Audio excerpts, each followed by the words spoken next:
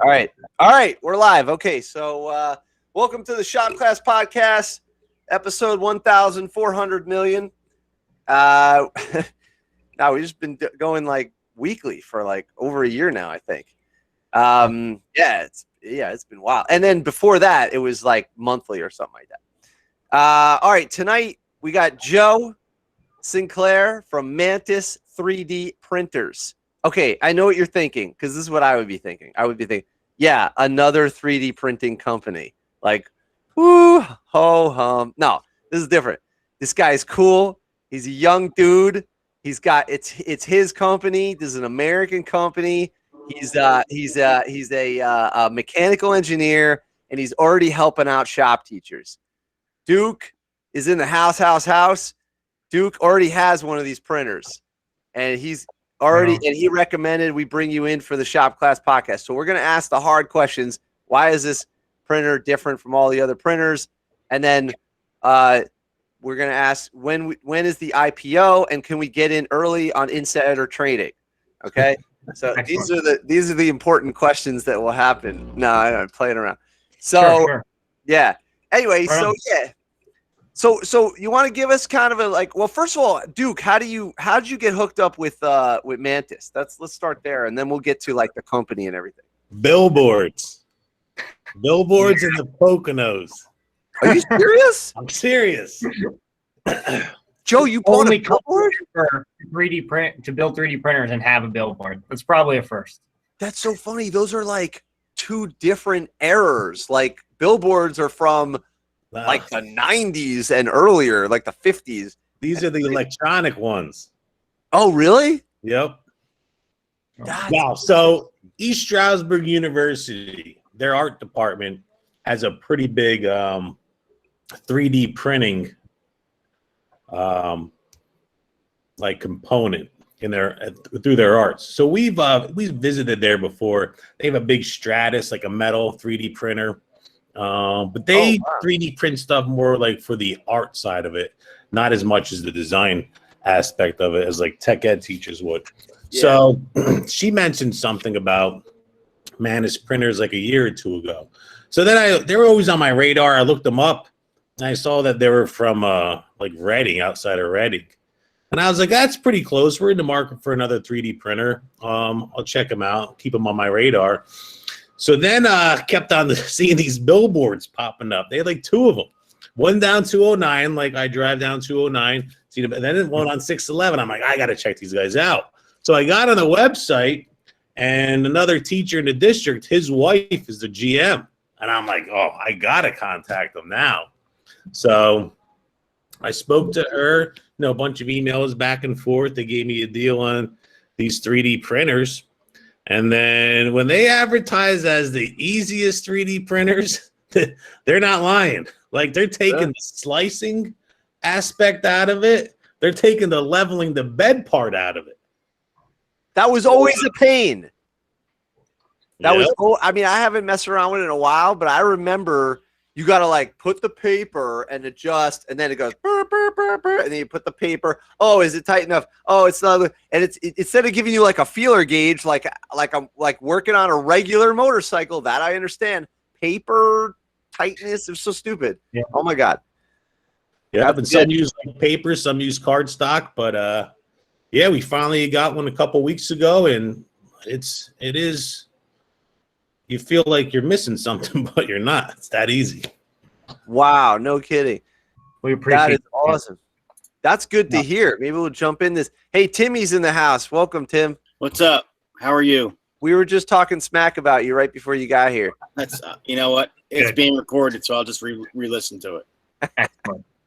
No, it's all good. We're talking about your bowl cutting, which is seriously pretty awesome. But we were saying that you might be avoiding the 3D printing episode. Well, I'll be 100% honest with you. I don't know what your name is. I'm sorry. This is Joe. Joe, okay. Joe, be nice to Joe. Joe, I'm sorry. The last time we had 3D printing on, I fell asleep. That's fine. I understand all too well. No, That's actually good. It's good that we have skeptics in the crowd because we want to get, we don't just have like another 3D printer. Like there's so many. Right. I wouldn't even know the difference, like all the different types, but Duke sounds like he's got something pretty good there. Like he likes it. So that's cool. Can you 3D print wood yet?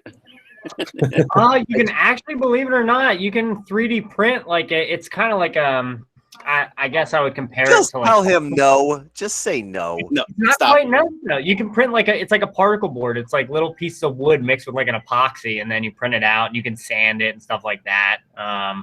But it's not as cool, and it doesn't have the nice grains. It's a nice piece of rosewood or something like that. You can't be doing this. You're scaring the crap out of Tim. You're making his lathe obsolete by telling him that you can. So we I took a wood carving class probably about maybe 5 years ago, and it was one of the first times that it was being run, and it was cool.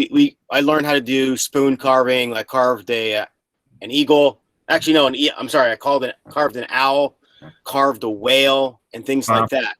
And the biggest problem of taking a class like that, where the instructor is asking you to duplicate something that they've made, and it wasn't like, oh, you're going to carve a whale and everybody pick a whale and go ahead and carve it. It was a specific whale that this guy had, and it was a specific owl that this guy had.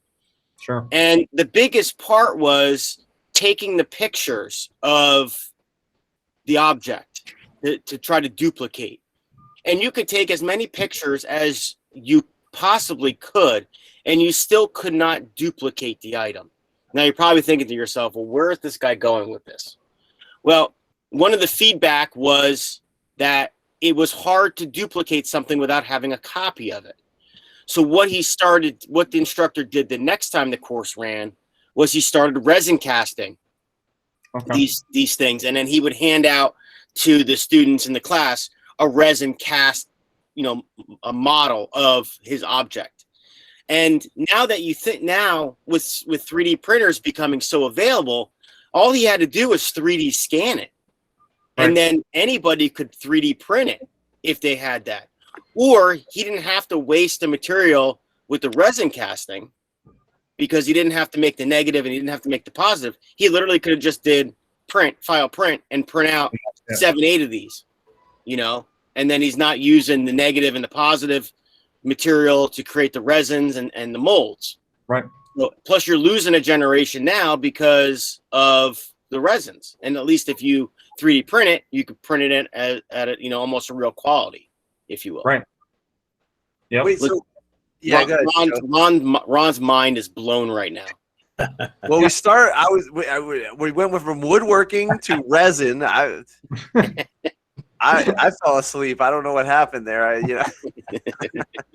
He didn't hear the word Tesla or oil in it, so he fell asleep. That's true. He showed his Pontiac Fiero already. Oh yeah. Battery. Or Ford Ranger. Yeah, that's my other vehicle. Yeah, that's funny. Nice. No, yeah. Even in terms, first off, awesome point. Obviously, it would be way easier. I mean, was this guy also even like carving the duplicates and then like spreading? That would be the only alternate option besides for just printing a duplicated 3D scans. But even in terms of, I'm sure I don't do a ton of intricate wood carvings, but did you have issues with like fixturing or holding it in position while you're carving particular features? Yeah, of course. They make certain mounts and vices and things like that when you do carve, but we were only carving on a small scale.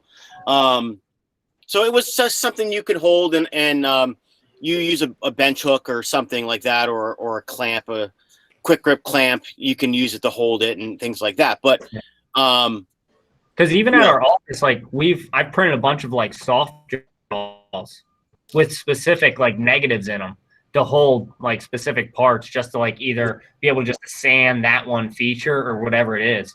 So even the fixturing side of thing, like printing plays a little bit of a role too. But no jokes aside, I lost you, Tim. Like, what do you mean? Like, so you went to the wood shop class and it was like a spoon carving, or you're trying to do it by hand? Is that what you mean? Yeah. Let me talk amongst yourselves. I'll be right back. All right. So, I mean, the benefits of 3D printing is like obvious, that is not really, we know this, but the convenience in a school is really what's important to like an educator. I had the MakerBot Replicator 2. It always constant maintenance, now, so what makes your 3D printer unique?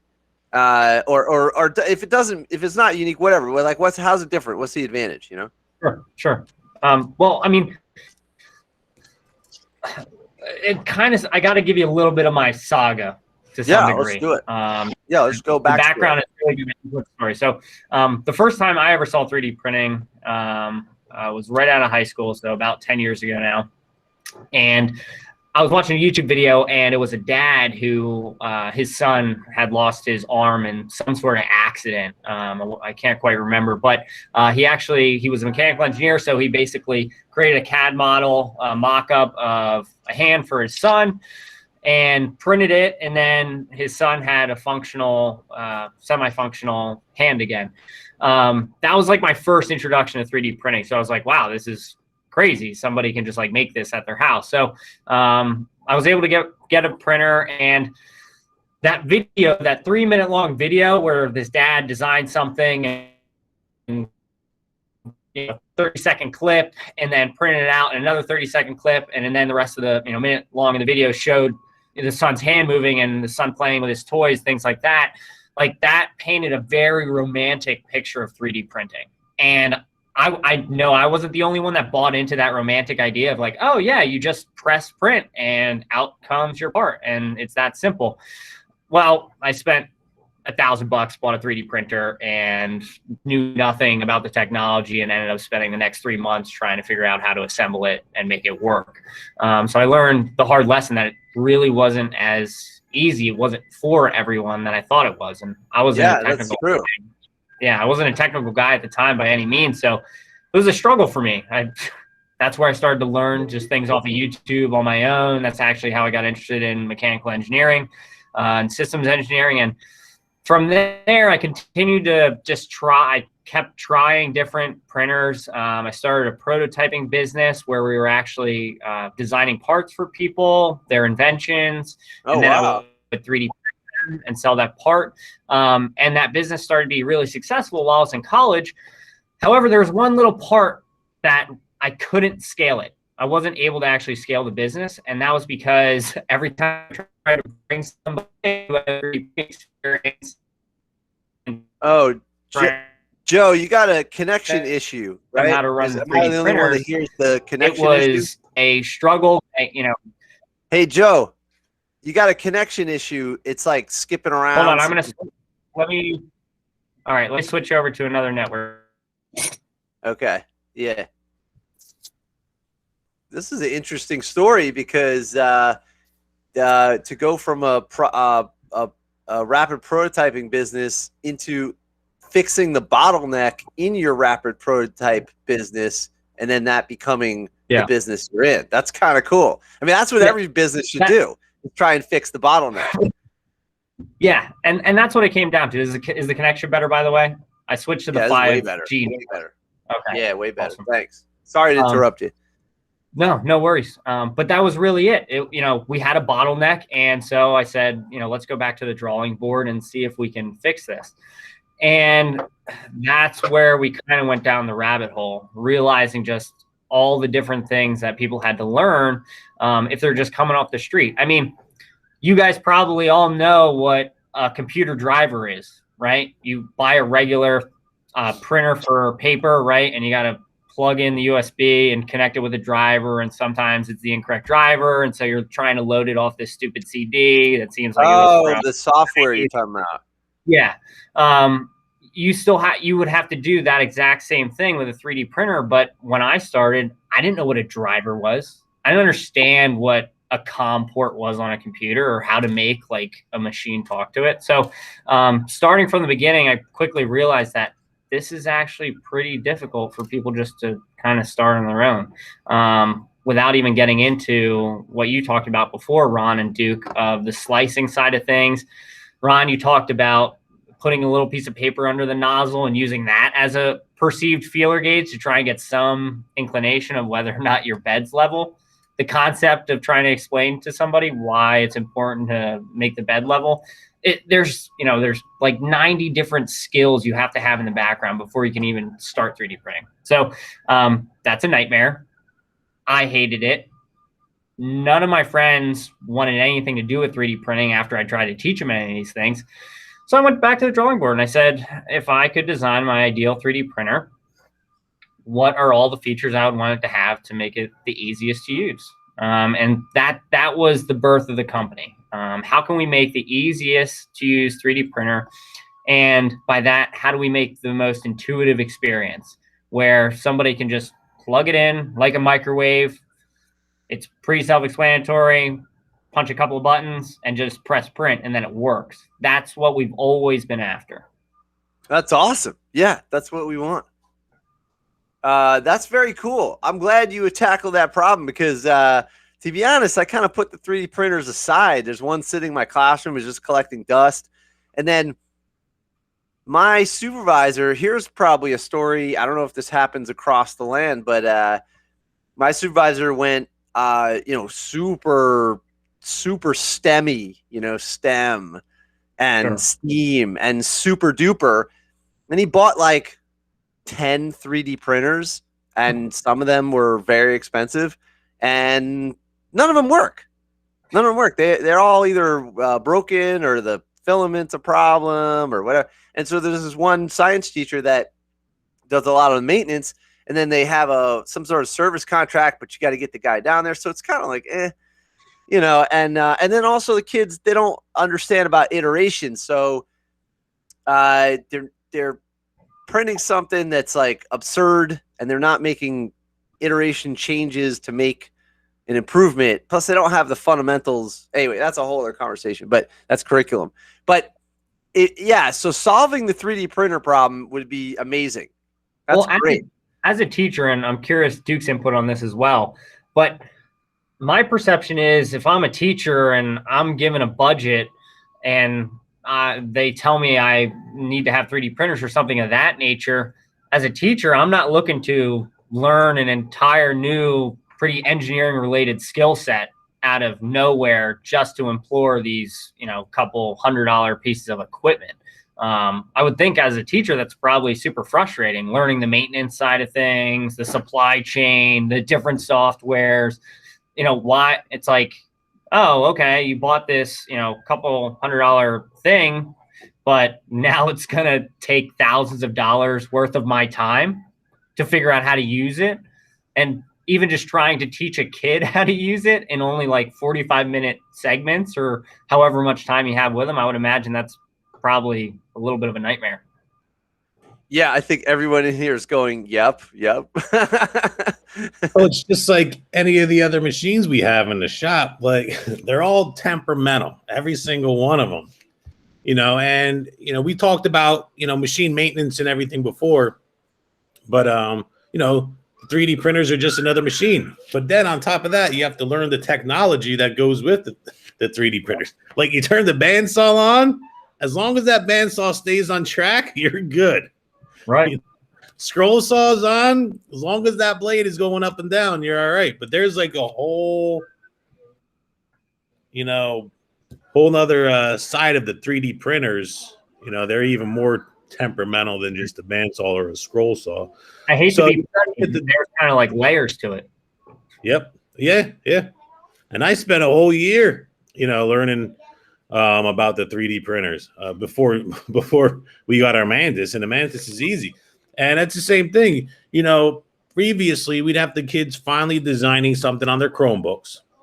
In the past we had to get like a PC so they can use a lot of the drawing programs. And because of the COVID, one good thing about the COVID, a lot of these programs came out that were Chromebook compatible. So we used Tinkercad, but like Onshape, You can use the Chromebooks. Fusion finally came out with a version that you can use the Chromebooks.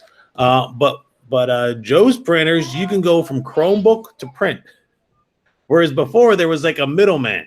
Like it went from Chromebook to them sending it to me having to download it, put it on a flash drive or an SD card, and then putting it on the printer. So even his printers just took the middleman right out of the and it's just no kidding. You don't have to mess around with the SD card anymore. Nope, it's just like them printing to the paper printer in the library off their Chromebook. Oh my God! Finally, that's so funny. I can't believe. To me, I was like, "There's this new tech, and why am I touching an SD card?" Like, right? It's like the sneaker net. I'm like, is this the late '90s? Sneaker net? What is that? Like where you would actually like have a like. I mean, I worked in a machine shop for a long time, so like we actually a lot of our Haas equipment is actually like from the late '90s. So they actually have like the ROM drives on the side where you can only have like 100 kilobytes worth of machine code, G code installed on it. So we call it the sneaker net. You just literally are taking the ROM from wherever it is in the physical archive on a shelf and going to plug it into a machine. Why do you call it sneaker net? Because your sneakers are the network. You're walking the information and data back and forth to the equipment. I get it now. Sorry. Maybe I'm too into IT these days. No, it's good. I want to learn. Yeah, you got to learn the lingo. Yeah, man. Yeah, this is all right. It's all right. All right. So here's my point here. So like I had a What car. the fuck is that? It's a whale. Whale. It's a whale. So like the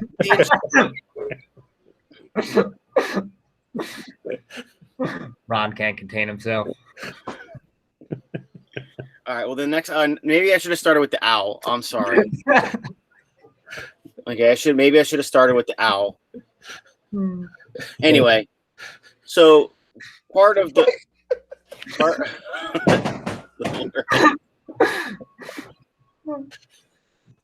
We'll be back with a brief commercial break. Oh, sorry, I can breathe. Oh, sorry. That was amazing. Oh my God. Wait, please explain. I'll be right.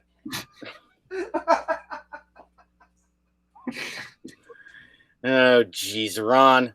Anywho, when I guess the best way to learn like animal carving and figure carving is to duplicate another carving that other people have done. So like when the other, to go back to my point from before, the instructor would take his carvings, resin cast them, and then send that home so people can duplicate that. And it was good because you could understand, like you can see like this is out of proportion here and I got to fix this. But you can see that like you could look at a duplicate of his carving and see how he approached that feature so that, when you carve, the talons and the features and the feathers and the things like that on a bird, it's pretty much similar to the other birds. So, a lot of it is just duplicate. And when you're starting off carving, it's good to have a hard copy to try to duplicate it. And that's where I could see the 3D printing come into play, because now you don't have to make the negative and the mold to cast. And then sometimes that mold will only last 3 or 4 casts. And then you got to, start over again. So, and the biggest thing was, this was the first thing that we did carve was this whale. So there was a lot of intricate things that we had to figure out, like grain direction and, how to form the tail and underneath here where the fins are and stuff. So, it was good. It's good to have a hard copy because you couldn't get some of those perspectives when you took a picture and you're trying to look at it on your phone. So if he was utilizing 3D printing at the time, or maybe he does now, I don't know, but he could send that file out. And if somebody had a 3D printer, they could just literally 3D print one of them. Exactly. And even with the move to a lot of the courses being online too, due to COVID and everything, I mean, it makes it, the educational aspect of it, much more scalable in a sense, because like you said, I mean, especially with wood carvings, I would imagine feeling is everything, right? Being able to Yeah, holding it, balance, things like that. And I kind of liked your point on how you said about making jigs and fixtures and things like that. I mean, yeah, trying to carve, the underneath of this bird here is very difficult. Was very difficult because how do you hold it? Because it's at an awkward angle. This is only small. Right. It's only something that's fits in the palm of your hand. So this was very difficult to hold. You had to make sure you had a glove on and that too. So, it is nice to have. Would be nice to have a fixture to hold that. Yeah, and Ron mentioned 3D scanning before, but I mean, in that sense too, you can actually scan the outside, and there's programs that can create the negative of the outside scan. So you could have, completely custom fixturing then for those specific hard to reach features. Especially, I would imagine if you're trying to teach like a young kid who can easily cut himself if he puts too much of his weight into it and slices himself. No, that makes a lot of sense. I'm sorry. I haven't had much sleep lately, so you caught me off guard there, Timmy. That was pretty funny. But I have a question about the thing. Isn't the point of to learn the hard to carve it? So why would you want to 3D print it? What am I missing? You must. That's not what you meant, right? No. What I mean is carve it. No, yeah, you want to carve it, but sometimes you need to look. Oh, you wanted like an example in your hand rather than the picture they gave you, or the guy probably handed out something. Is that what you mean? Yeah, that's what I meant. Yeah, that's what I meant. So he went and casted. Now I totally get it. I'm sorry. I totally get it. He went and casted something when you're like, well, you could have just 3D printed it, and by the time he even got ready to cast that stuff, he probably would have been done if he just printed it. I got it. Right? That's what you mean?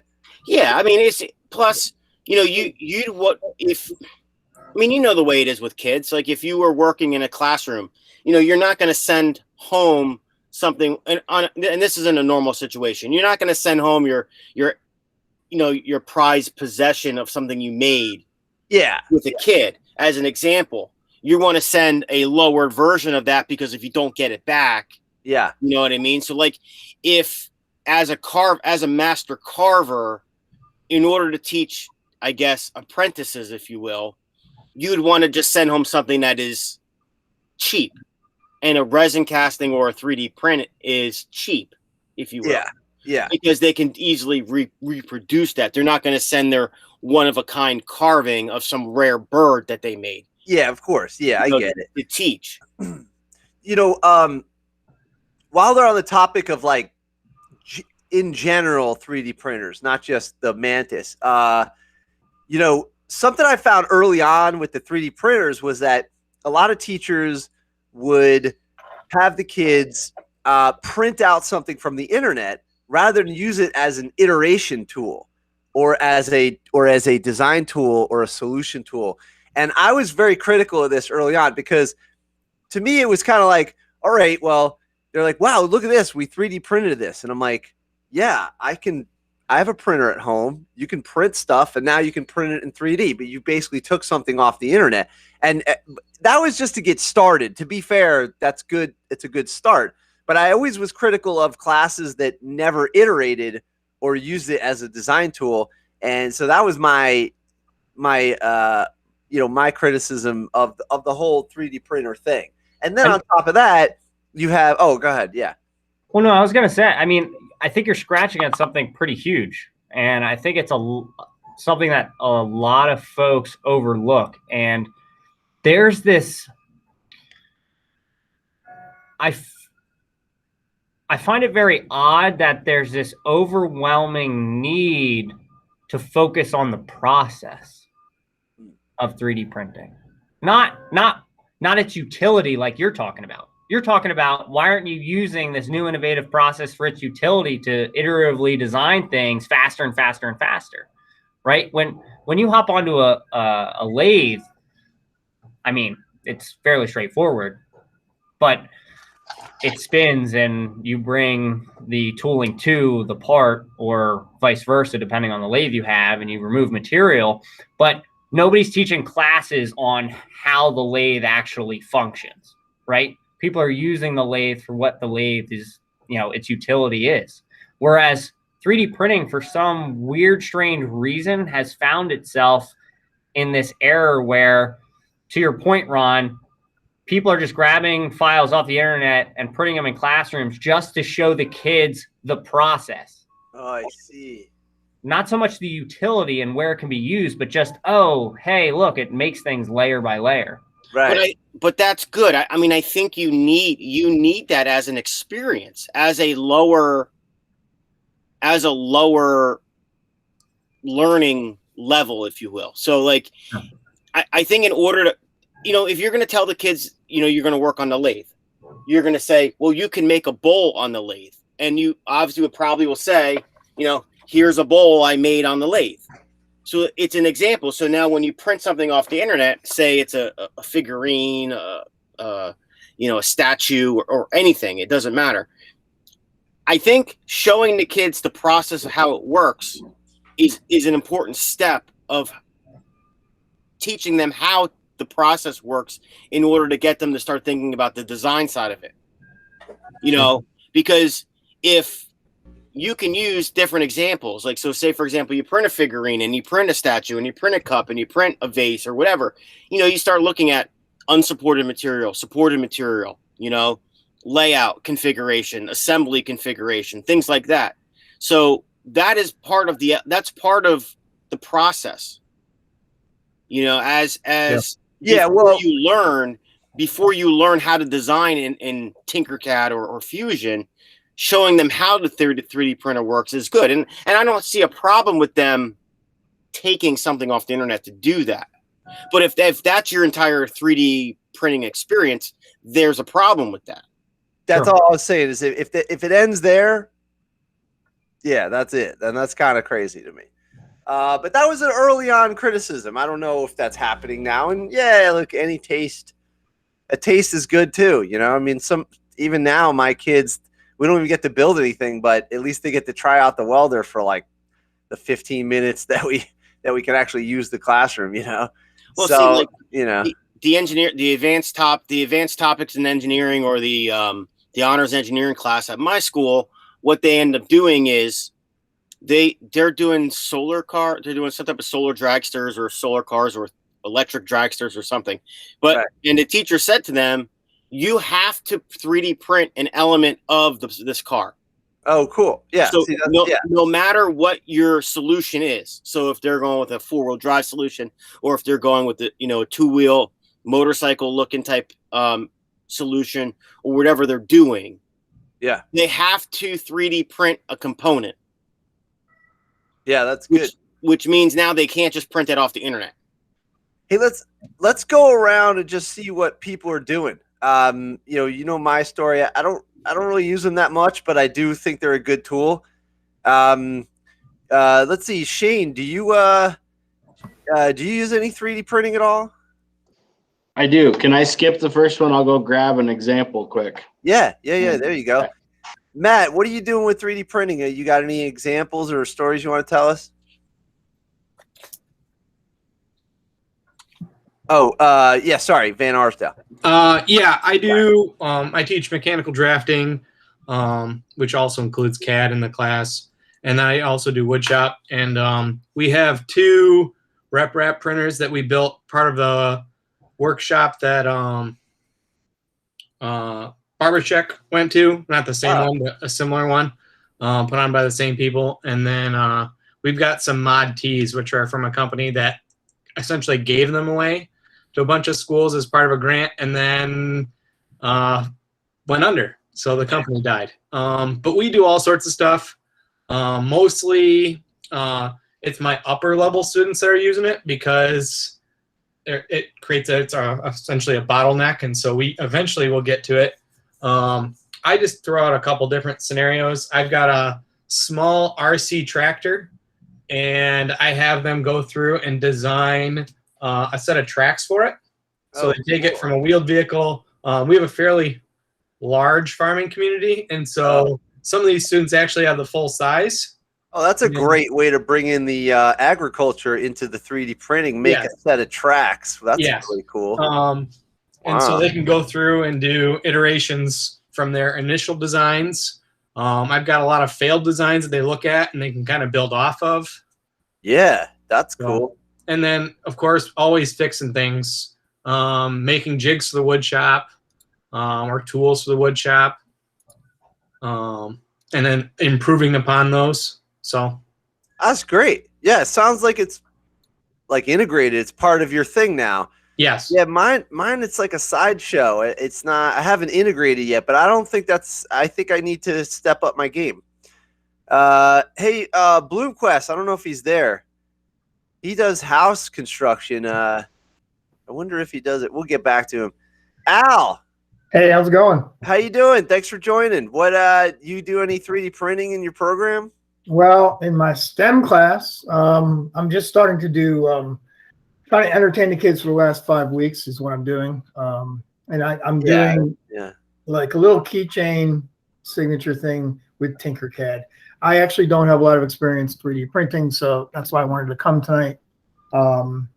We have 3 MakerBot printers, and I've always heard that those are nightmares to deal with. We have one that I know works because I've seen it working, so I'm hoping it works for me.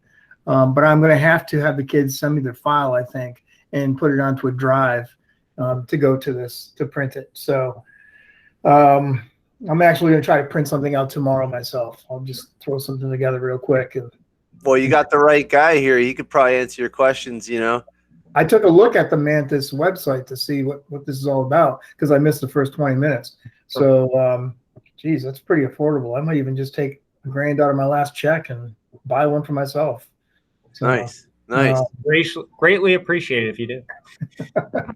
So, yeah, that's my experience. I mean, I tried it a couple of years ago in high school. I had kids make a game, a board game, and they had to 3D print. They had to create and 3D print at least one of their game board pieces. So, you know, like the Monopoly hat or the dog. So they had to figure out what it was going to be and 3D print it. So, and it wasn't very successful, but you know, we tried it. So. Oh, BlueQuest is back. BlueQuest, we got a question for you. Can you hear us? He's working on it. All right, there we go. Okay. Okay, yeah, welcome back. So we're just going around the room. Do you use any 3D printing? I know you're doing house construction. It's a little different, but do you have any 3D printing? I mean, 3D printing is going to be involved with house construction soon, but do you do anything now? With the kids, no, not directly, because I actually started before we moved over to the house building program, before we relaunched it, I was teaching at the school, so I did CAD, drafting, and all that. And then also I started a 3D modeling class because the school had a bunch of new 3D printers, and I just thought it was cool. So I actually do 3D printing on my own. And then when COVID hit, we wanted something fun to tinker around with my own kids and just the whatever. So I bought it Ender 3 or Pro 3 or whatever. So I have a 3D printer at home. But I've printed like useful little things, like little temporary handles that you throw on the cabinets at the job site. There you go. And because you can buy them online, but I was like, shoot, I'll just print off a handful. And so you can put them on your cabinet doors and drawers. So you can open your cabinet doors and drawers before you actually put your pulls and handles on. And I don't know, I've made like little random useful. I need to make an adapter for hooking up the monopod to this little tripod stand pull thing or whatever for the 3D camera. For 360 camera. Yeah.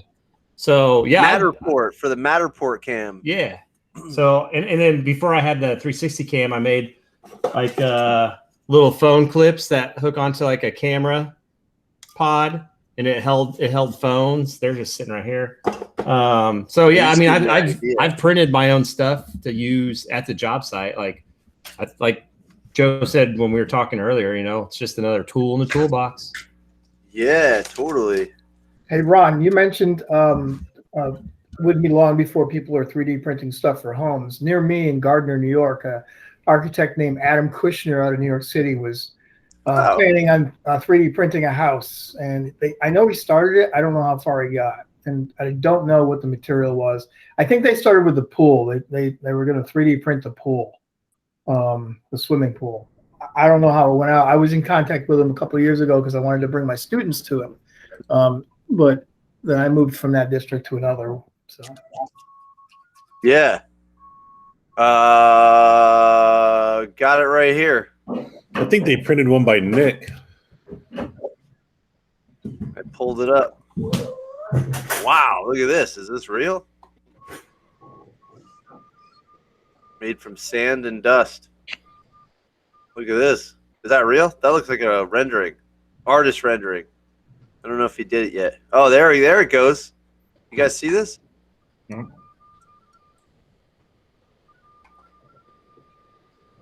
I feel like we looked at this one time. Yeah, That's whenever your former student was on there talking, that's one of the pictures we pulled up. Because we got talking about 3D houses and stuff. Oh, yeah. That's cool. Interesting. Nice. That's awesome. You're giving me an idea here because I'm trying to make a camera mount for a welder. So I'm going to have to use 3D printing to iterate. I also like doing 3D printing just for like quick mock-up, like mock-up ideas and stuff sometimes. Couldn't you print your house, the whole house, layer like so the kids could see the layout or something? Would that be? Yeah. You can do a scale model very easily. Yeah, that'd be cool. All right, did we go around to everyone? Oh no, Shane, we got to get back to Shane. So I grabbed just a couple things quick here. So I have the kids do. I have a Ultimaker S5, and we had two Ultimaker 2s before that, and then we upgraded to the 5. But I have the kids do like a rim. That's their first project. They have to do a rim design. That's and cool. Then I had one kid this year. He wanted to print a scale model of a toy dirt bike he has. So he drew and printed all the different parts. Whoa. Put together. Cool. And then, of course, he graduated and he left it here. So I don't know. And then one of the cool, we have a company around here that does a lot of like pastries and stuff. And they do like, they call it a hand pie. And basically like you would put the fruit between it and then close it with a fork, and they were trying to figure out how they could run that on their line without having to have somebody physically sit there and close this hand pie all the time. So we made I think 6 or 8 of these wheels for them, and it's got like fork pattern in it that's alternated. So then as the dough ran down the line, these were sitting on a bar and they would spin underneath the dough would go underneath that and it would close it. And then we made another one that was a straight piece that had the fork imprints that they put a knife between 2 of them. So every time it would stamp, it would close it and cut at the same time. So it was kind of cool to be able to do that. And then they ran some test ones, with those, because obviously these aren't too bad, but they're not, they're kind of hard to clean. And I don't know he said he wasn't sure about like food grade and stuff with this, but we had enough, it worked well enough to do a test run on their line. And so then they brought us the samples and everything and like showed us everything. So that was kind of a fun project we were able to do. Wow, that's really cool. That's real life. I mean, that's pretty neat. Perfect. Yeah, that was fun. It was cool to be able to actually see it. And they took pictures of the line running and everything. And so, dude, yeah, that's awesome. We made measuring cups for like the food class, but that's way more cool than the measuring cup. Well, they approached us about it, so it was, we just basically went with it, and so. Right. Now, Joe, I don't know if you mentioned this before, but how long have you been producing these printers?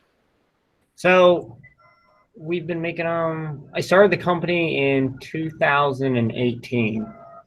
So took us about 6 months to tool up, find suppliers, build the first prototypes so about, I'd say, a year and a half. But a lot of that, if you think about like a manufacturing company, how long it takes to prototype something from nothing and then get it up and going, that seems rather crazy that we were able to do that in that time span. But it really just came down to the fact that, it's like, I don't know. I enjoy performance cars, and it would be like me going to Lamborghini, McLaren, Porsche, every other, Rolls Royce. I would take a day and go through all the lots, look at all the cars, put together a list of every little feature that I would love to put all into one. And that's basically what we did. So it wasn't by any means, we're not claiming to have invented 3D printing or 3D printers in any way. Simply all we did is we took the things that everybody was asking for in one complete unit, and we made it one complete unit. And then we just slapped a layer on top of it. So you just drag a file in and press print, and you don't have to know anything else. Wow, that's cool. Yeah, I mean, that's neat. I mean, I know that's a lot of, that's what a lot of companies do. They look and see what's good on this product, what's good on that product, and then they kind of innovate from there instead of invent. So that seems like the way a lot of these products and these companies are going right now. So now I see that you have one specific model. Is there a plan for something bigger and better? Or nope. You can have I take the Henry Ford approach. You can have any color Mantis you want, as long as it's green. As long as it prints 8 inches by 8 inches by 8 inches, one side. When it comes to business, I've had several successful startups, a couple that I sold, and what I've learned over time is it's all about focus. Don't try and I know I forget who exactly talked about. I think it was Matt in regards to I think it was T-Bot, company T-Bot.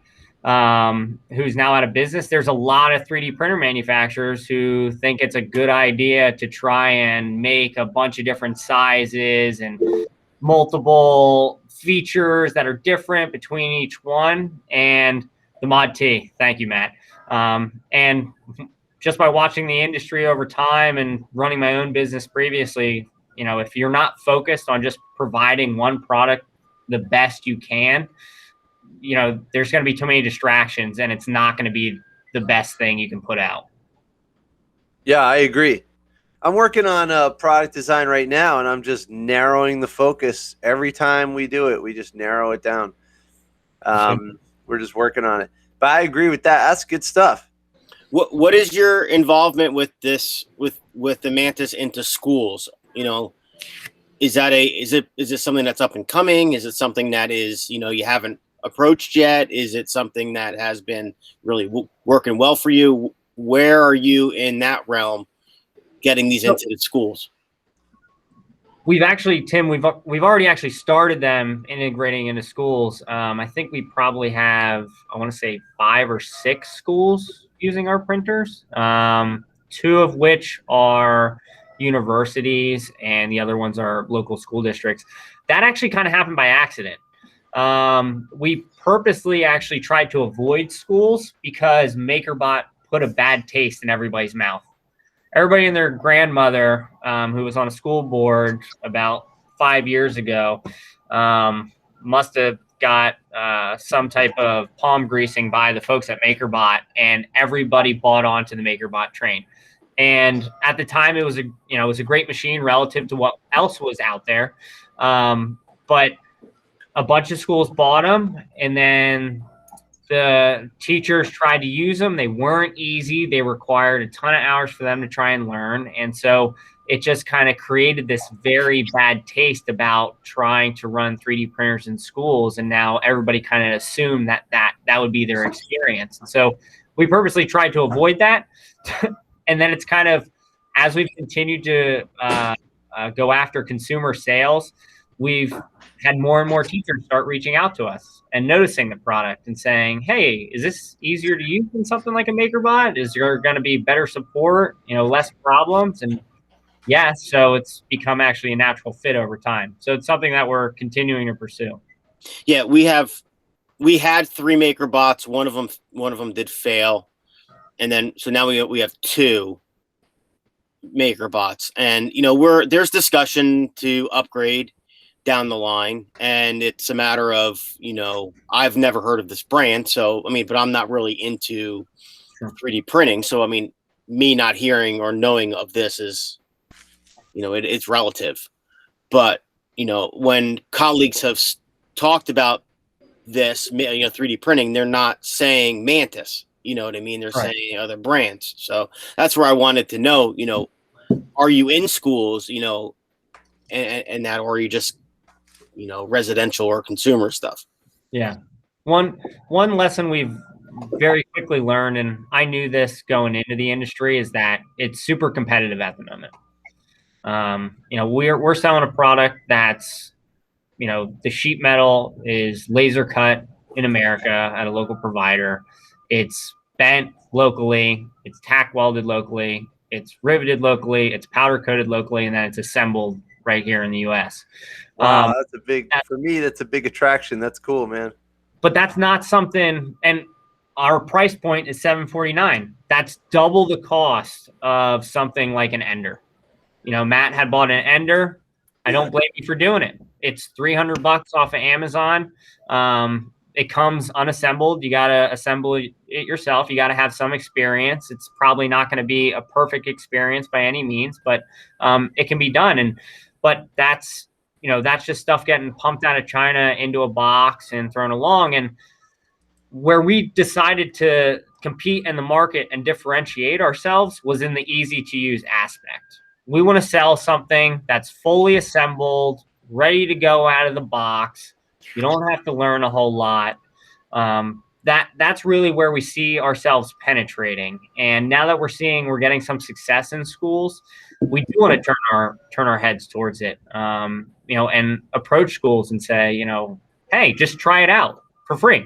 Put this head to head against your MakerBot and see what the teacher likes more or what the students like more. And as we've begun to do that, we've found that it's become pretty intuitive for them to want to choose ours over the competitors. And Joe, you said you guys can, or Duke said, or whoever, so you guys can go right off the Chromebooks and all that stuff. Yeah. See, I think that school-wise, because our school has, was it Lulzbot? How do you say that? Yeah, Lulzbot. Yeah, which they've been great. I mean, I used them. We haven't. They're easy to use. There wasn't any problems. Hey.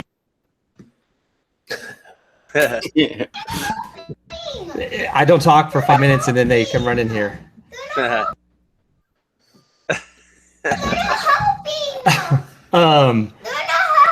If you got to go, it's all right. Hold up. I'll finish my thought though. But the fact that you can do that off of Chromebooks and any student can do that, that is huge. And I'm going to tell our school about it because like I said, the ones we have are great. They work great, but the kids, you can't do that. Like you can't go straight off the, that's, I think that's huge, especially now that like every kid in our school has a Chromebook. So yeah, I mean, that is, as soon as you said that right there, you already sold me. That was actually I was kind of feeling lazy one day. And so I was like, why can't I print from my phone? And so like we designed a way to be able for me just to sit on my couch at home and run prototypes from my phone. And then we quickly realized, just as, Matt and Duke found, that the Chromecast, since you can't install regular programs, it just fits right in. And it works with iPads too. And basically any device that can connect to the internet. Now can it'll work on, say, a Mac versus a PC? Like you can install, because I know some districts are strictly Mac and some districts are strictly PC. So, how do you? So this is where you're going to become a little perplexed. You don't have to install anything. And basically how we were able to do that is we kind of thought of the product from the ground up. Like, as an example, I kind of thought of it in the same process as a Chromecast. I don't know if any of you guys have Chromecast at home, but basically all you do is plug it in, hook it up to your Wi-Fi, and then you can connect to it from any device in your home. We took that same approach, and by doing that, it makes everything browser-based, and so you don't have to install anything. You can use a native browser already installed on any device you already have, because that's how they all come now from the factory. And then it just works from there. And you don't have to install any slicer programs or anything like that. I mean, don't get me wrong, you can get under the hood and change all that stuff, you know, if you are running a PC or whatever it is, but out of the box, you can connect with any device that has a browser. You know, that's super important. And I recently, during COVID, we switched from SolidWorks PC-based to Onshape web-based. It's website-based, and you could just do it on your phone. And so there's no more barrier to entry. We were buying these expensive PCs, not all of them work sometimes. And then we switched to the home, and the kids weren't able to get on, and it was just crazy. So if I could print from my phone or from a Chromebook, now you're talking, man. And there's almost no maintenance or whatever it is, like, or almost no setup. So that's really good. Yeah. And another layer on top of that, where we've just tried to continue making it easier and easier, is that you don't, besides for not having to install anything, you're not actually uploading anything to like a server and waiting for a server to respond to you. You don't have to have it connected to the internet. All the calculations and computations that automatically orient your model, automatically repair it, automatically slice it, automatically heat up the bed, do everything completely autonomously is built on board. So every printer actually ships, we use Raspberry Pis we just developed the algorithms on our own that could run on it. And so everything can be done, whether it's connected to the internet or not. It's not a lot of other, devices, not 3D printers, require you to be connected to a server or something to do something like Fusion 360 or Onshape. Whereas this, it allows you to be local and just, use it. You don't have to wait. You're not sending your files to us or anything like that. That a lot of people have fears about that type of thing nowadays too, obviously. I can take it from Tinkercad, export the file as an STL, right? And then all I have to do is hook up to the Mantis printer in my room. It says, what file do you want to choose? It comes up on the bar. Is this the file you want to print? Print file does everything else. So then you hear it in the background heating up, right? It extrudes a little bit of filament, swipes it off, checks the bed. As long as it's close to level, on a level, levels the bed for you, runs the print. Forget about it. You hear it in the background and it's going. But then you look, there's another tab you can click on Octoprint. Then it comes on a camera. There's a camera hooked up to the 3D. The kids watch it. Just like we're watching this one. The kids love looking at it, like staring at you. But that's awesome. So that component, that becomes the printer's LCD screen. You notice it doesn't have an LCD screen. There's a Raspberry Pi hooked up in the back. So that's the dashboard, becomes your Chromebook's the dashboard. Also, if you've ever 3D printed, a lot of times you have that scraper. You're trying to get the corner up and you're scraping and you might scrape whatever materials on the bed. These things, magnetic beds, you snap them a little bit, the print comes off. Best thing ever on a 3D printer. That's right. Wow. Dude, I think I might steal that tagline you said. Just press print and forget about it. Yeah. Well, you got to do it with the East Coast accent. Forget about it. Forget about it. Hey, so unless we got some follow-up questions for that part, like I wanted to get into the company part. Stuff like, did you have to take out a patent for this? Sure. So I actually personally hold now 3 patents in the 3D printing industry. So from my prior businesses, I had gotten into the 3D patent space. It's a very kind of niche space to be in. You see a lot of the same players and the same names since it's still fairly small. But we did get a patent on it. We actually got awarded our patent for it a month ago. And is it a utility patent? Yeah, so it's a system. So basically what that means is it's actually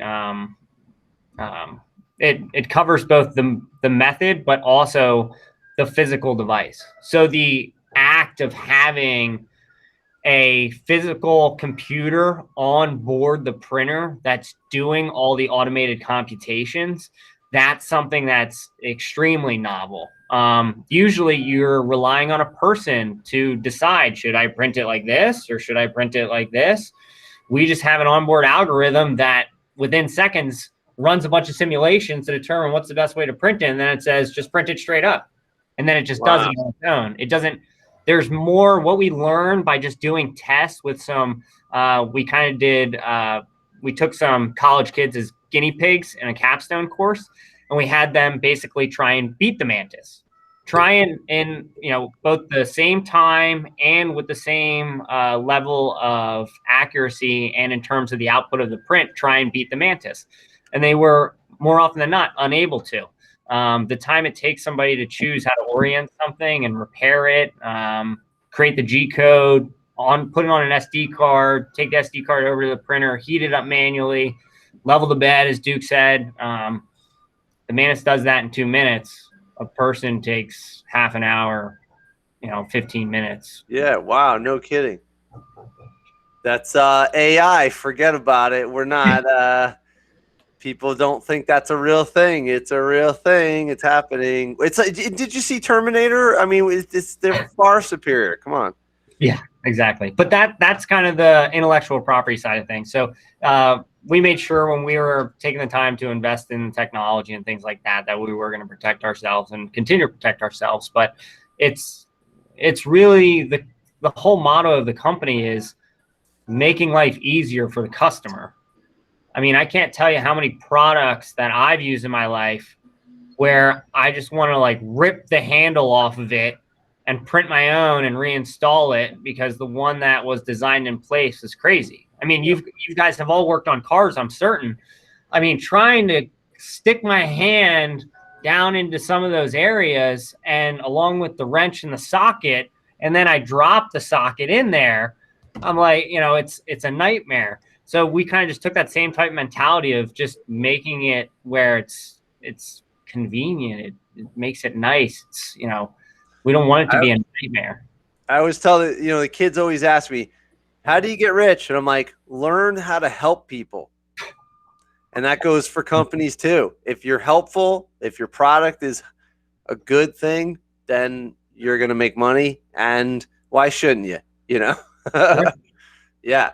So as far as the company goes, how many people you got on board? So currently we have 4 full-time.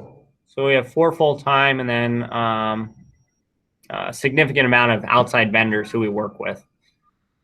Nice. And you said it was a startup basically. What were these other companies that you started and already moved on from? So the first one was my prototyping company. That was very early on, and then the second company was in regards to developing kind of like an intelligent way for 3D printers to sense their own errors and then correct their own errors. That's pretty much this is training ground right here.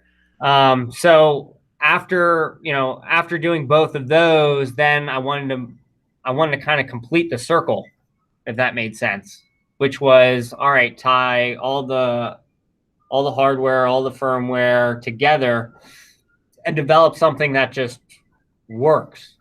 I view it as kind of going from the carburetor to fuel injection. Right. Nice. I don't have to go out at the winter time and adjust my carburetor with a Phillips head before I try and, go where I want to go. I just want to be able to turn the ignition and it works. And I don't really know what's going on under the hood long term. Not to say that, it's bad. It's bad to know what's going on. It's just, for daily operation, it's unreasonable. Yeah. I just want to be able to design something, even talking about iterating in CAD as you mentioned, Ron. When I'm on SolidWorks cranking away, I just want to be able to take that, convert it to an STL, and throw it somewhere else and go back to designing the next component. I don't want to have to take that thing I designed, go over to my robot, and basically like caress and babysit my robot to make it make my part. You're a robot. Do what I say. Yeah. Just make it happen. And I need to go back and spend what I believe my time should be spent on as a human is being creative and designing. That's really, part of the underlying drive behind the Mantis is you shouldn't be spending your time babysitting a robot. You should be spending your time, whether you're a student, a teacher, or somebody sitting at home, being creative and designing the next innovation. Yeah, like if you think about a two-dimensional printer, it's unreasonable. If it doesn't work, people just throw it out. Right. You know what I mean? Like, whereas this, you'd never babysit the printer. If it doesn't work, this thing's gone. Next, and the 3D printer is very tricky. Yeah, I know it's early days because it hasn't been around for 100 years, but fundamentally it's funny. I use the 3D printer analogy, but people look at a milling machine and I say, "What is that?" I say, "Well, the 3D printer?" They're like, "Yeah." I'm like, "That's the 3D cutter," Yeah. So, and that's pretty much the lathe as well. That's the 3D spinning cutter. Yeah. Additive versus subtractive. Yep. But you're right. You got to eliminate the barriers and the obstacles. That's great, man. Now,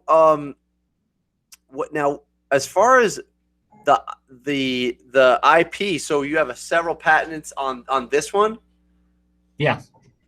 And then now, so going through that process, did you do it all yourself, or did you have to hire lawyers and whatnot? So in terms of, I would always recommend, seeking legal advice for, the patent side of things. But once you have done one or two, you can very quickly, not copy and paste, but there's like a formula to it of describing the invention, breaking it down into its components. And then, the whole premise of, I don't know, I guess my peer group's fairly young, so I still have to constantly argue with them while I'm grabbing beers with my friends in regards to whether or not having a patent is evil for big corporations. But basically what it is all a patent is it's instead of keeping something secret, you're telling the world how to do it in exchange for a temporary monopoly on it. So by, taking the time to distill your invention so that anybody can then reinvent what you've created, the government then says, okay, thank you. This is going to benefit society over the course of the next 1,000 years. So in exchange for that, you can be the exclusive manufacturer of this for 20 years.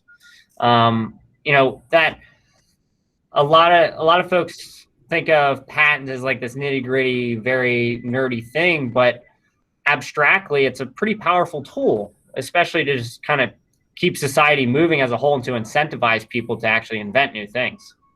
Yeah, that makes. So how do you keep prolonging the patent or preserving the patent so that after 20 years somebody else can't take this and kick in and do their thing? How do you? So the incentive then is to keep improving the product, right? That's what it comes down to of, what's the next novel idea? I think we're far enough along where I can disclose some of these things and very few companies are going to be able to catch up to us. But, Duke didn't get this in his iteration, but the very next iteration has remote customer support. So if your printer has an issue, you're screwed, Duke. You're able to connect it to the internet. We'll make sure you get it, Duke. Don't worry, I promise.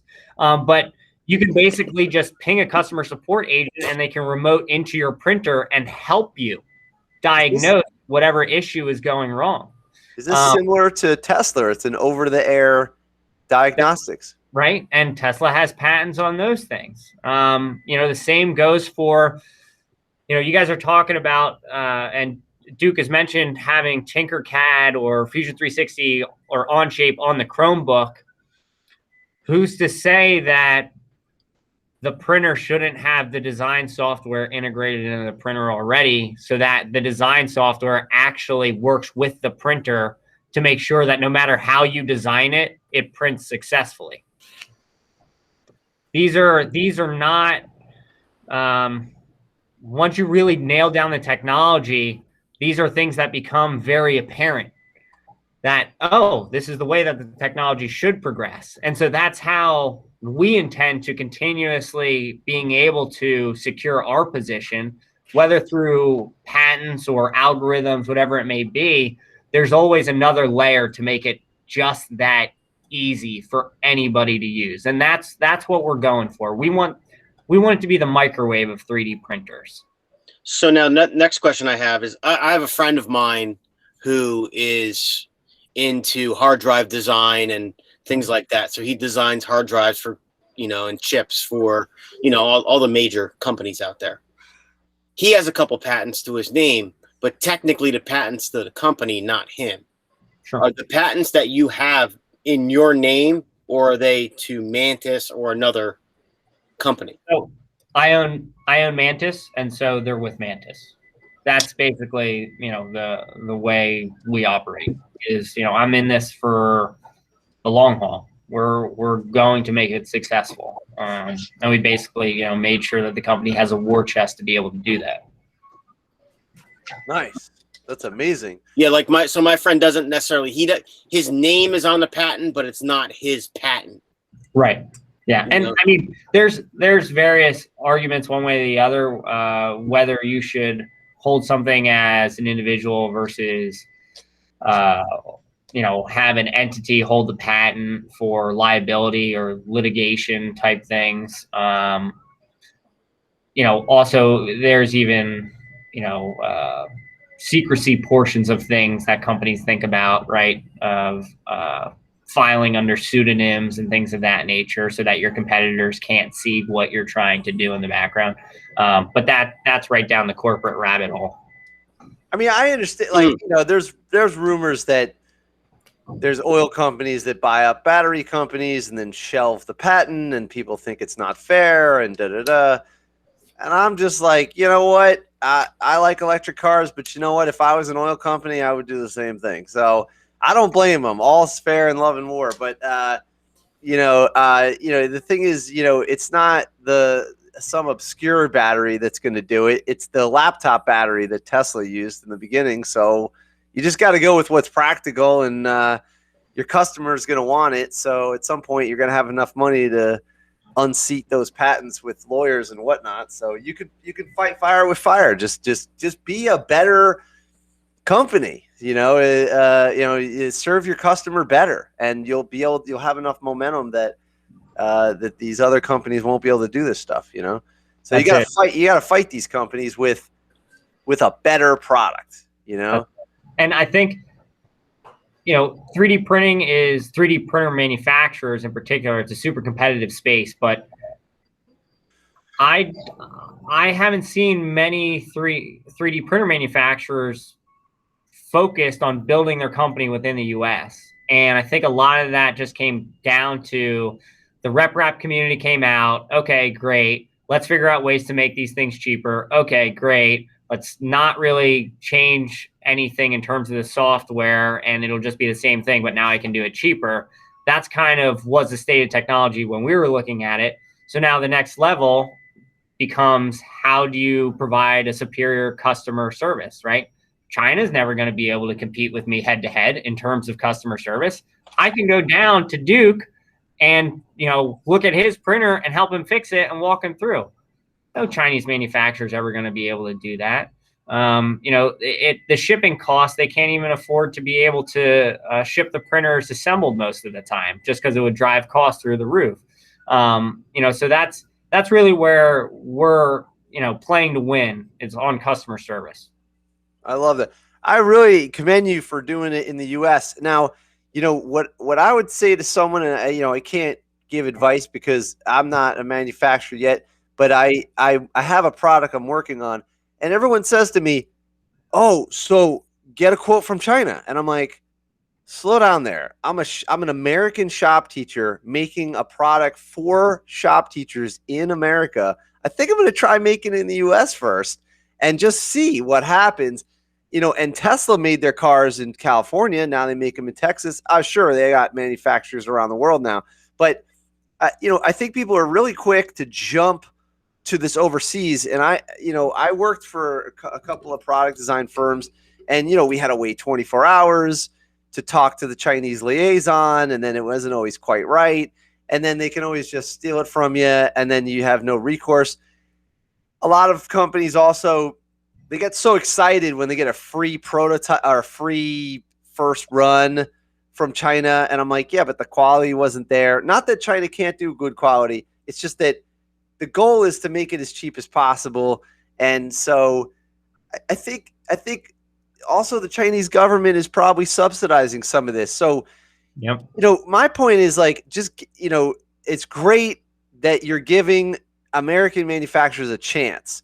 And I'll just show you, it's not that the U.S. can't compete, which is, I think, the theme. Here's a bicycle manufacturer. I'm friends with this guy out in California. They make every component but the tubes for your custom made high end bicycle. They make them in titanium. They make them in, here's your options. You got stainless steel, titanium.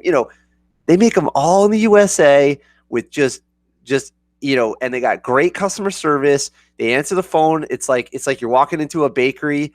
The guy's like, "Hey, how are you? Come on in. Here's the drawers. Check this out." And it's like I just think people need to give the U.S. a chance. And you could drop your costs through automation. Am I right by saying all this? Tell me I'm wrong. No, I absolutely agree. Especially as kind of, I think society and personal needs are moving towards more customization, right? Everybody wants something custom to them now. As we continue to move towards that, it's companies that just count on building the same piece a million times. Those parts aren't all going away, but there's going to be more and more small businesses that pop up locally that can make things on demand that are completely custom, whether it's bike components, whether it's, anything from, custom insoles for your shoes or things like that. That's not going away. If anything, it's people are going to want to become more personalized in their products. While I'm developing this product, I've been using Send Cut Send, which is a laser cutting. I'm sure you guys have heard of it. Nick is the one who turned me onto it. It's incredible. You send them a 2D file, like a DXF, it comes back in like less than a week. It's really incredible. Have you ever heard of this, Joe? No, I haven't. Send Cut Send, and they're in. I think it's a California company, but they do it from Nevada. And I got an example here somewhere. Hold on. Let me grab an example. This is all the This is the Dunder Mifflin business model, man. You Pennsylvania guys, right? It's the small business customer service. That's why Scranton Dunder Mifflin was the best. That's right. It's only an hour away. Yeah. Does that make me Michael? Now, what are you guys talking about? What are you guys talking about, Dunder Mifflin? What is that? Just as long as you're not Dwight. Yeah, that's true. What do you got to explain that? The TV show The Office. Their big hook. I never watched it. Yeah, their big hook was like the big, Home Depot, Office Depot and Staples. These big giant corporations were gobbling up all the small companies, but Dunder Mifflin stayed true to being a small, personal, customer service driven company, and that's how it succeeded, even though it was in this world of major corporations that are just gobbling everything up. And so you guys are all talking about customer service and made America, so it's just funny because that's if you're an Office fan, that's what they're always saying, like every time they're making a pitch or whatever in the show or something. Oh, that's really funny. Yeah.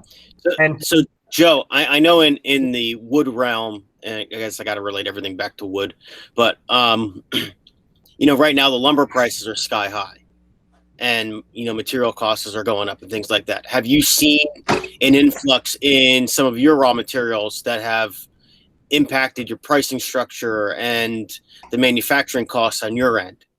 So at the moment, no. But those things are coming very quickly.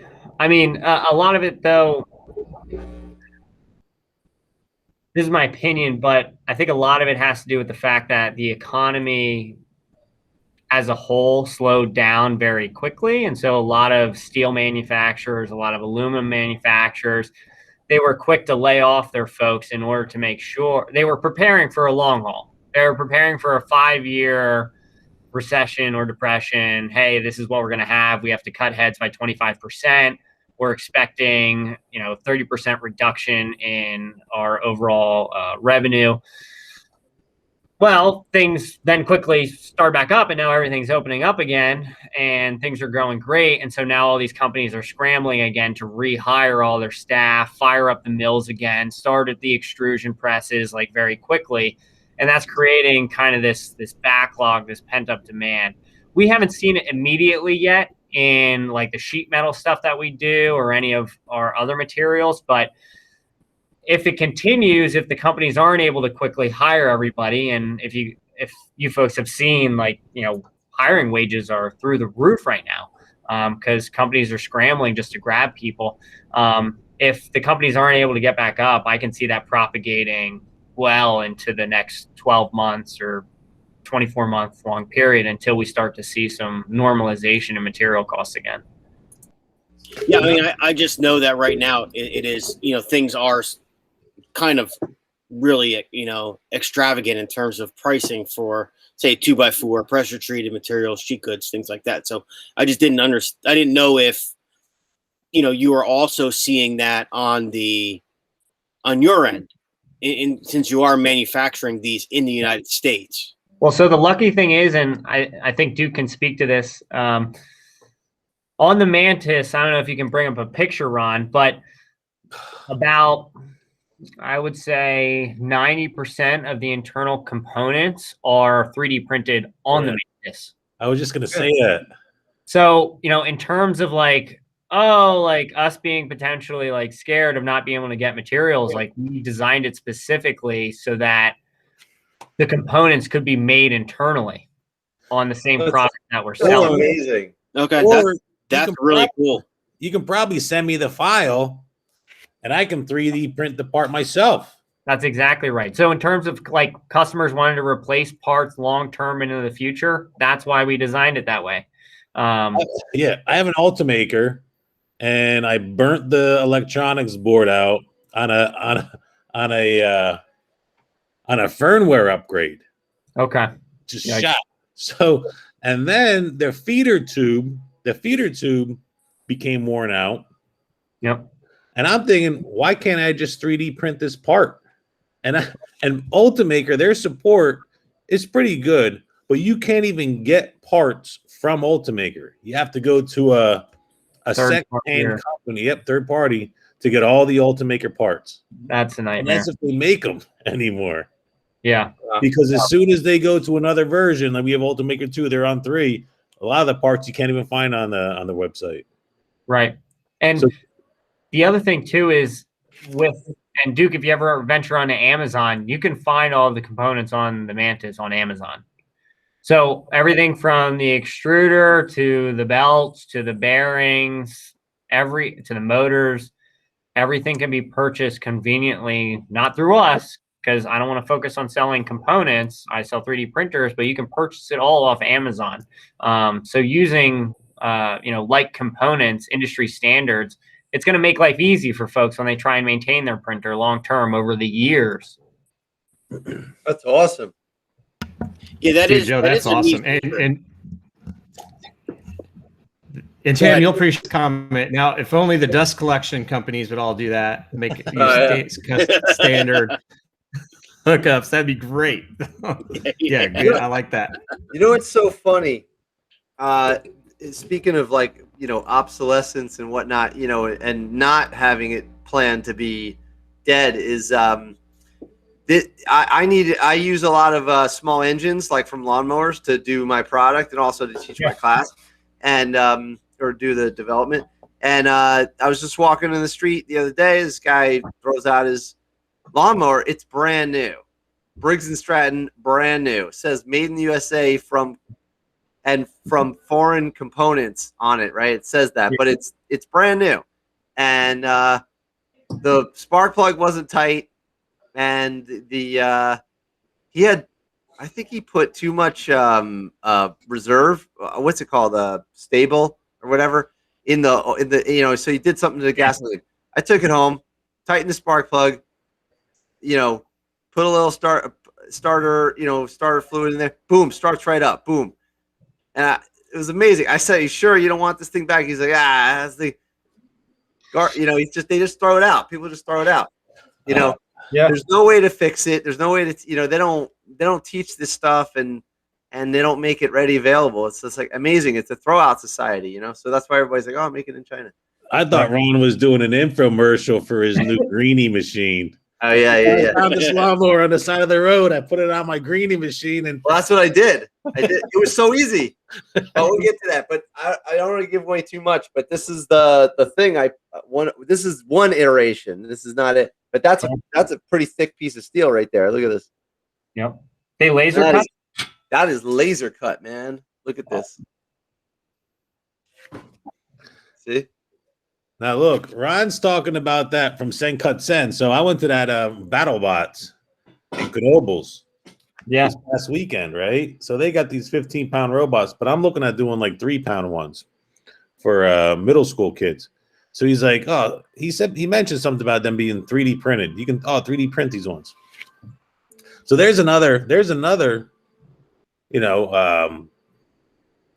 use for the 3D printer in school, BattleBots. So I'm looking at these combat robots online. Yes. Go to ArcoBots. This is a 16-year-old kid that started up this company. But now I think it's out of Australia, so it's tough to get information, but this website's pretty cool. Is it? ArcoBots. ARCO. 5th edition ArcoBot. I don't know if that's it. I'll check it out. ARKO bots. Just go to the website. Here. Oh, K. ARC or K? Here, I'll put it in the comments. Okay, you put it in the comments. Yeah. But yeah, it's great. You're making all this stuff in the USA, man. That's awesome. I think it's gonna be way cooler if Duke starts sending us pictures of robots that were printed and they're fighting. Yeah, how awesome would that be? Well, that's what I do. The robots now, and the kids are supposed to like do a real world problem, like move an oil tanker, and they just end up doing BattleBots anyway. So I just might as well just might as well. In. Here we go. This is it. Well, our first robotics team, they use a bunch of 3D printed stuff that they, generate on their MakerBots in my school. So they are using those things. Look at them right there, 3D printed. They make them on Tinkercad. Wow, that's actually pretty cool. Well, see, what I like about this is you're using two components of education that are overlooked a lot, which is competition and destruction. These things are in what's funny? You never they got all these common core, and I'm like, where's the common core for destruction? That's a common theme among humans. We're instinctual. We want to build things that make that battle. We want competition. We want to destroy things. This is how you get kids. Because it's not about, I tell people all the time, and I'm preaching to the choir here. It's not about how much information, like how much you can jam into them for a SAT score. It's just, you're just trying to light the fire. Just get them excited and give them some tools. That's it. It's not your job to babysit them the rest of their lives. They're on their own. They're automated. They're AI, but it's not a computer. It's a biological AI. You know what I mean? Like imagine if you wrote a training program for an AI computer, and then you said, I'm going to ask you to memorize something. The AI computer would be like, yeah, memorization. We have memory chips. This is a done deal. We got you covered. How about let's play some serious stuff like chess or 3-dimension or driving in traffic. Give us a real problem. You know what I mean? Like that's what these kids are saying to us all the time. They're like, we don't want to take tests. They don't want to do that. What they want to do is they want to do stuff. That's in the DNA. You got to light the fire. You know, that's why. So this BattleBot thing, this is perfect, man. You know? Yeah. Has CAD 3D printing competition. Kids love it. Yeah. What did you say, Joe? Violence. That's awesome. They love destruction. What I do with my welding kids, it's so easy. You have them weld something, 2 pieces, put the 2 pieces together, put it in a vise, smash it with a hammer. You smash it with a hammer, it breaks. Now they know. They're like, oh, why did it break? Now they want to know. If you told them how to make a perfect weld before, it would be like, imagine explaining to someone how to ride a bicycle. You can't explain how to. They got to ride the bicycle and they got to fall. That's it. You know? Right. And even, dude, do they have Arduinos or? It's a real no. They don't even have them for Arduinos yet. It's real simple. That these chips they run on. But like I said, I just emailed the kid today to get more information on them. But that's another thing. Soldering. Right. Yeah. Programming. That's awesome.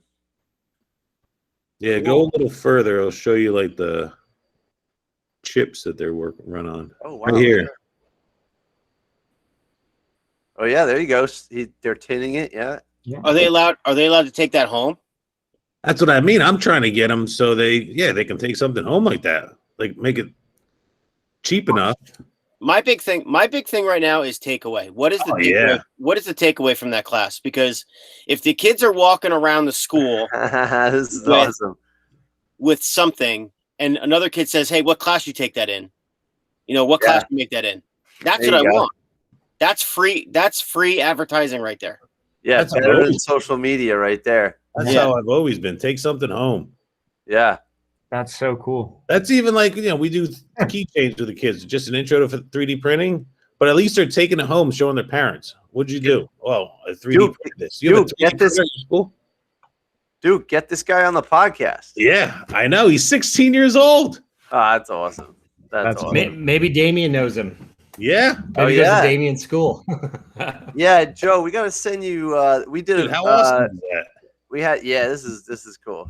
This is cool. Oh, I like that one with the spoiler that's smacking people. My 4-year-old just looked at the computer and he goes, "Are those cars?" Yeah. His alien.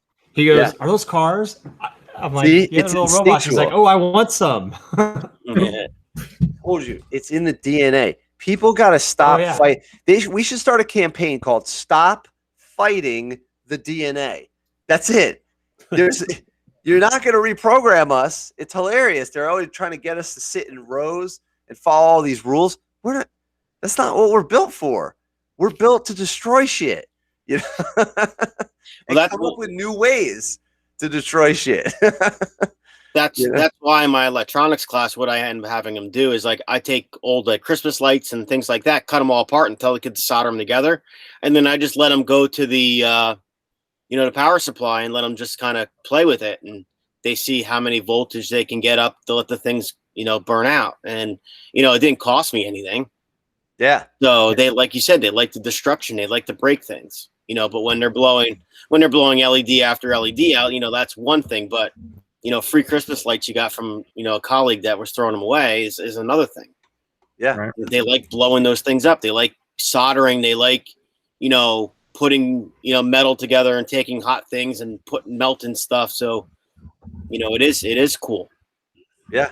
I've spent the last month making sure the kids do not destroy or break something in the almost finished house. So yes. That is all I do is like get away from the freshly painted wall, get away from the $3,000 cabinets or whatever. Would be built faster if you guys were wrecking ball it at the last day. Dude, when we built the mobile classroom, we took apart that high-low trailer, right? Dude, that thing was down to its frame in 2 days. Like, I can't get the kids to do anything that fast. Like, but hey, bring in this big old 24-foot trailer and here's some sledgehammers, pry bars, and whatever. And holy crap, it's like freaking hyenas on meat. Oh my God, that's so funny. Well, this is pretty cool, man. So let me just switch it over for a second. I got two more things I wanted to, or we can go more, but I just got two more questions I want to ask Joe before I forgot.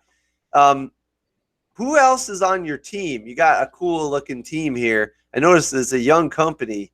Let me see. Here it is.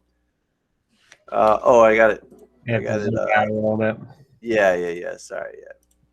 All right. So there seems to be a child working here. Oh, Joe. I mean, sorry. Yeah, exactly. Thank you. No, it's just joking.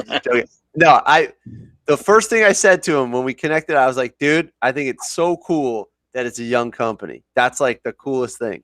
Yeah. So, so tell me about the rest of the people. Yeah, sure. So Mandy's our general manager. She was actually the first full-time employee of the company. I met her, I think 2 years ago, little more than 2 years ago now. And, it was funny because at that time she had no 3D printing experience. She had worked in 20 years in STEM education. And I kind of had to sell her on the company. Here comes this kid saying, hey, I'm willing to give you a full-time position. I got this idea. It's under works. I have an office, come check it out. And I had to, pitch the idea to her. And that was kind of like one of the first litmus tests for me because, if somebody's trying to hire me, I want to know that it's real. I want to know that it's long-term. So she was our first hire. I pride myself on having a team of studs. Mandy is a stud. She holds the team down. That's why she's the general manager. She keeps things running smoothly. David, one of our most recent hires, he's our lead software engineer. So he's full-time software engineer for us. David's background is actually in restaurant management. So he's great with working with people. And when he actually went to school while he was full-time managing a restaurant because he wanted to get into software. He had an enjoyment for software. And the biggest thing that kind of clicked in my brain was I asked him, did you have to deal with like a lot of bad customers from time to time? He's like, yeah. He's like, yeah, I know how to handle customers and I know what customers want and, how to keep them happy. And I'm like, perfect. That's probably one of the rarest qualities you'll find in a software engineer is them being able to put themselves in the shoes of somebody dumber than they are. That for me, I'm like, you're on. Giles actually a local area student in college. He's started with us very early on, helping us build the printers. Stevie, likewise, a local college student from up in the Wilkes area. Him and Andrew both, Stevie and Andrew are both studs. Stevie's a super personable guy. He can put himself in the shoes of users and help understand. You'll also see on our YouTube channel, we put up a bunch of design videos that help people learn how to use Fusion 360 from scratch. Stevie very much led the charge on that effort, making it so that folks can learn actually how to use Fusion 360 just by watching our videos. And it's awesome to see the comments pour in on his videos and saying, hey, thank you so much for this. This has 38 likes and 0 dislikes. I rarely see videos without any dislikes. And that's just because Stevie just took the time. We're not getting anything out of it. And he just shows people, hey, from scratch, here's how you design a chair. Nice. Andrew does a phenomenal job on the hardware side. Andrew actually started working with me on the project before the company was actually even formed, very early on. So Andrew has played a critical part in the overall development. He's actually, Andrew has won global robotics competitions where they've actually had to send him to places like China and things like that to actually compete on a global scale when it comes to robotics. So Andrew's 100% a stud when it comes to robotics. Likewise, Rob, he's actually one of, I would say, our most talented in-house artisan. So Rob does a fantastic job on taking parts that look printed and making them look as if they were either, built out of metal or molded or things like that. I actually, hold on one second. I'm going to grab a couple of big parts. We're building like a giant cosplay outfit for one of our customers, and we have some parts here. This is cool, man. Joe's super passionate about this. This is a great interview, man. Duke, thanks for getting this guy on. This is awesome. Joe, man, one of the things like on the business side, I don't know if you've ever seen the movie The Miracle about the hockey team that won, beat Russia back in 81 or whatever. In the movie, the coach says, I don't want the best players. I want the right players. I think you definitely took that approach. Like Absolutely. The fact that your general manager had no idea what 3D printing, wasn't a 3D printer. I mean, obviously you knew what STEM was, but and then, a software engineer that ran a restaurant. Yeah, and you're right. No offense to you engineers, but an engineer that can talk to a person.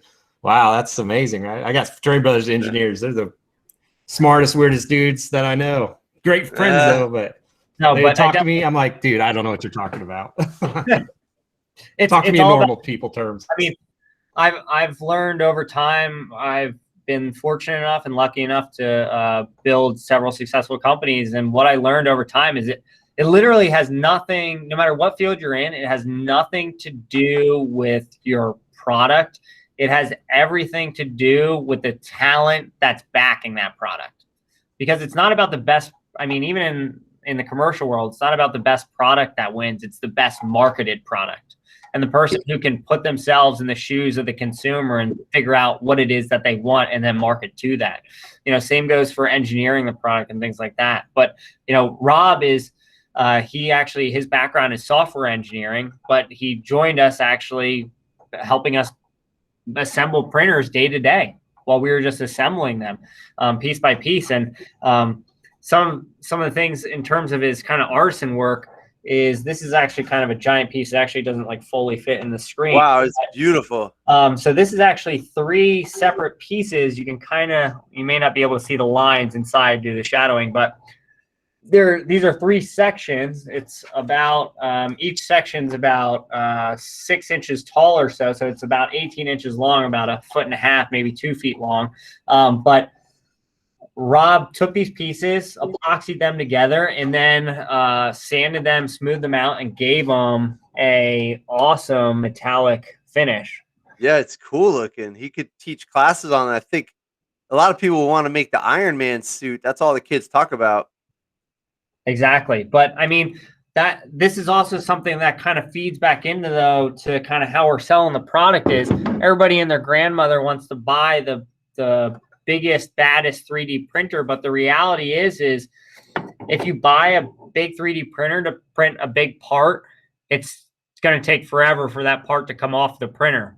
Whereas instead, if you just print a bunch of small sections of that part, you can print it a lot quicker over several machines and you'll have less failures. And then you can just simply epoxy them together or dovetail them together. And that adds kind of that physical, artisan, hands-on component to it where you can then sand it. You can actually then, do things like lost PLA casting, as it's known, where you can take cast molds, make them out of PLA, and then pour molten aluminum into them and make aluminum parts then on your own. So it just kind of, Rob's great at that type of thing, and it kind of opens us up to do cool projects where we're building entire suits of armor and things like that. That's awesome. So cool. Nick's here. Nick does a lot of 3D printing. I think, and he just joined later. So maybe Nick could chime in, and then I got another question about 3D printing companies in general. Nick, what kind of 3D printers do you use, or what do you do with your 3D printers in your class? We have maker bots, and I've just mainly had them design parts that they would need. I had one kid 2 years ago or last year design the charging port for the electric car chargers that are out on the parking lot. They had broken the factory one broke, so the kid was able to take the broken part and model everything in Fusion and then be able to print it out. And Well, that's we cool. printed ABS, so it held up for I think a year and a half before it snapped again. But, Oh, Wow. okay, that's cool. All right, and let me see. Oh, and have you heard of Mantis, Nick? no, I haven't. Okay, okay. Well, we got it recorded, so you'll see a whole bunch of stuff. It's got like a seamless user experience type of thing. All right, I gotta, we gotta make some money out of this interview. So like, I need some stock tips here. All right, I mean that's really why you're on. No, I'm just kidding. Right. But I got a question here about. Have you ever heard of ARK Invest? They are a big ETF they invest in the future. Kathy Wood, and she's like a big Tesla fan, but she's got a 3D printing group called Print. Have you heard of this yet? Yes. Yep. All right. What do you think of the lineup?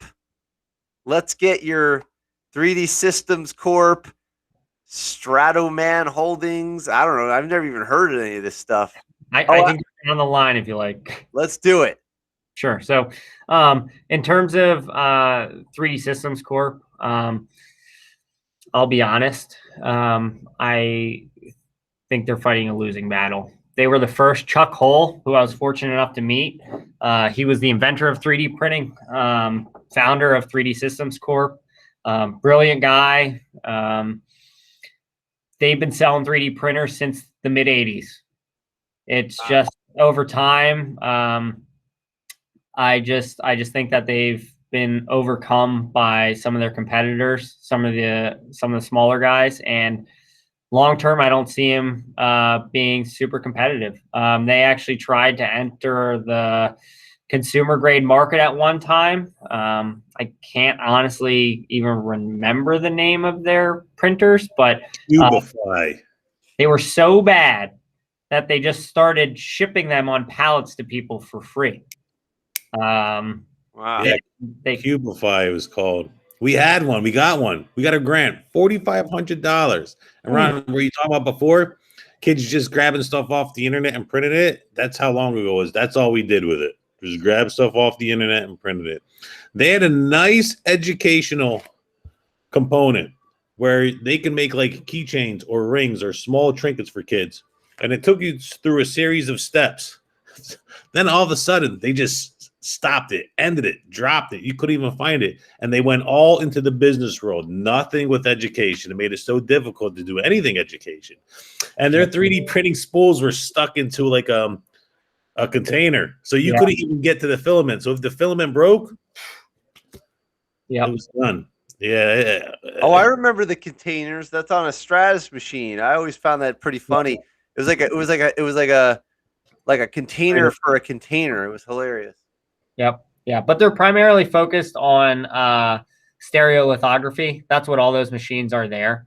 And they primarily try and sell business to business in terms of like dentistry, a lot of like high-end automotive type prototyping and aerospace prototyping. But there's a lot more competitors now. I mean, in some of their business models, they're going head to head with Hewlett Packard. Good luck. Yeah. And also, obviously, this is like goes without saying. This is not advice. I'm just, just curious what your thoughts are about all this stuff.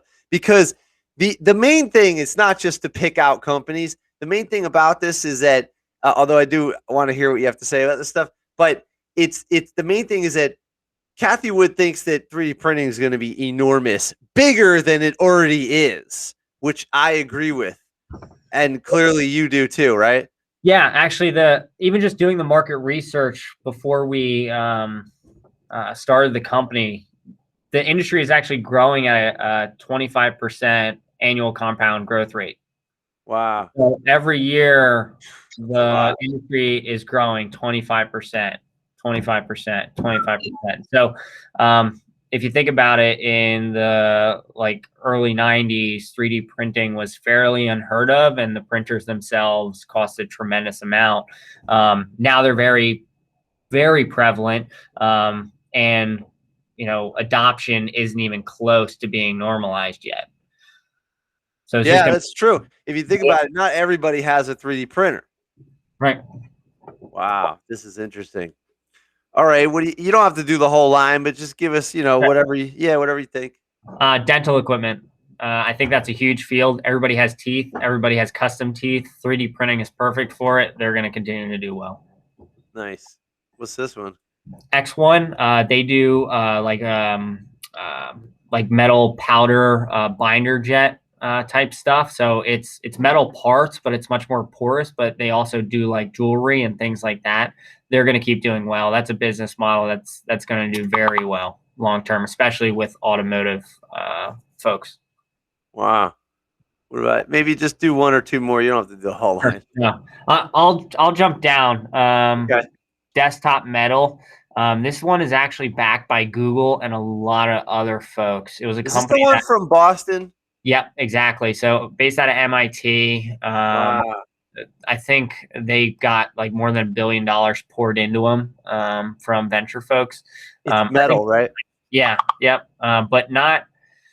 There's a bunch of different types of metal 3D printers, but these folks are doing kind of like binder jet in one type, and then this type, which is actually like extruding molten metal onto the parts, and then you take it out and you put it in a furnace, and the furnace actually drives out all the porosity and shrinks the part by about 25%. Because it comes out as like a powder or powder gel or something like that first, right? It's actually kind of maybe like a good way to analogy is like a green casting, where you have to sinter it afterwards. Oh, okay. And then that type of machine, so that's their binder jet type one, that can actually produce relative to other metal types of printers, that can produce parts, magnitudes faster. Wow. You don't watch the Zach and Jesse show or Now You Know Tesla channel? It's like a YouTube thing. Anyway, one of the guys used to work here, when it was just like 10 people. Yeah. He was just like a young kid out of college, and then he actually got some stock options and left. Smart. Yeah. All right. This is cool, man. I think I'm going to go to you for my stock tips from now on. Okay. Is HP, Hewlett Packard, hello. We know them. Yeah. Dassault, is that the same one as yeah. Oh, yeah, okay, yeah. And they also make airplanes and stuff like that too, right? I don't know about that. Okay. Maybe. Oh my God, Microsoft is in the 3D printing game? Yeah, it's actually, if you notice on every Windows 10 now, they've integrated like 3D viewing software. I think they're trying to start kind of like backdooring search engines for 3D models and things of that nature. Yeah. Wow. Well, cool. Windows comes with a standard folder, 3D objects. Yep. So, not surprising. Or at least on my HP Windows, it does. Anyway. Nice. Well, this is cool. Right about now, we usually wrap up the recording, but then we hang around and just whatever, make fun of each other, and then everybody's, we could free to go whenever. But this has been great. I actually would like, if you wouldn't mind, I would like to, talk to you about my, my product, but that's off of this, because I don't know as much as you do. I don't have the experience, but I think this is kind of interesting. You've been down this road before, and it seems like you got a real practical approach to it, which I like. And I appreciate you helping educators, because the thing is that, with the students, it's funny. The schools kind of treat the students like as if they're not going to grow up. But these kids are not going to be kids. Just give it a couple of years, and they're like adults, and then they're going to be the ones in charge of stuff, doing stuff. And so I just think they got to light the fire, empower these kids with the tech. So I appreciate you helping the shop teachers, because that's what they're doing, is we're trying to help the kids, And because they're not going to be kids one day, It's true. Thank you for having me on. Yeah, definitely. All right. Any other follow-up questions for people that during the recording? Otherwise, I'll hit end it. Okay. All right. Shop Class Podcast every Wednesday, 8 p.m. We get on about 7:45 and hang out. Join the mailing list, and I'll talk to you guys soon.